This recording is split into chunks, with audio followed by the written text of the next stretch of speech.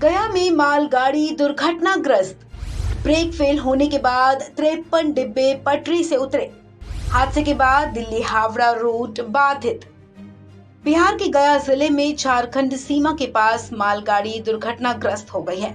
मालगाड़ी कोयले से लदी हुई थी। ब्रेक फेल होने के बाद इसके 53 डिब्बे पटरी से उतर गए हैं।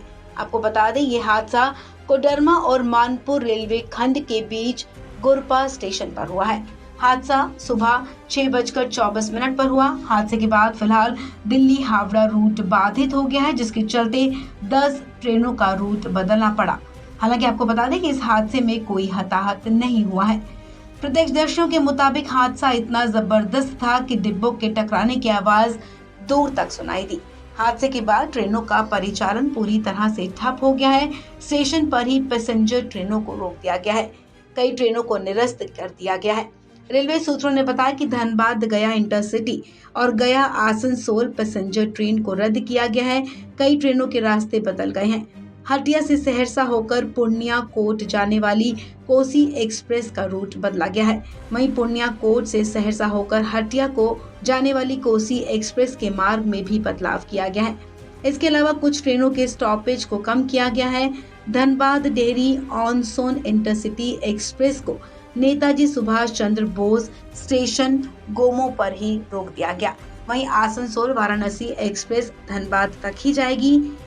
गया आसनसोल एक्सप्रेस का टनकुप्पा तक ही परिचालन होगा। वाराणसी आसनसोल एक्सप्रेस गया तक ही जाएगी। जानकारी के मुताबिक गजंडी गुरपा घाटी सेक्शन के दिलवा स्टेशन के पास से गाड़ी का ब्रेक फेल होकर बुधवार सुबह लॉस ऑफ कंट्रोल हो गया। फिर गुरपा होम सिग्नल पार करते ही ट्रेन हादसे का शिकार हो गई। इस दौरान इंजन से पीछे एक वैगन का कपलिंग टूट जाने से मालगाड़ी 2 भागों में बंट गई।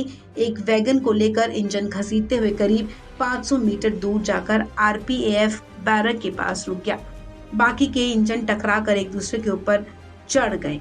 हादसा इतना जबरदस्त था कि उसकी आवाज सुनकर करीब 4-5 किलोमीटर क्षेत्र के लोग सहम गए और घटनास्थल की तरफ भागे।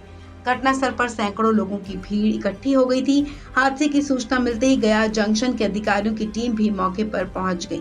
फिलहाल घटनास्थल से मलबा हटाने का काम शुरू कर दिया गया है। कहा जा रहा है कि अपलाइन का ट्रैक भी उखड़ गया है। बिजली के कई खंभे भी टूट गए और ट्रैक्शन तार भी क्षतिग्रस्त हो गया है। कोयला और वैगन का मलबा तीनों रेलवे ट्रैक पर फैल गया है। इस कारण गया कोडरमा रूट पर ट्रेनों की आवाजाही पूरी तरह से बंद हो गई है। वहीं आपको बता दें कि मलबा हटाने में करीब 20 घंटे का वक्त लग सकता है। इस खबर में फिलहाल इतना ही। तमाम अपडेट्स के लिए आप बने रहें वन इंडिया हिंदी के साथ।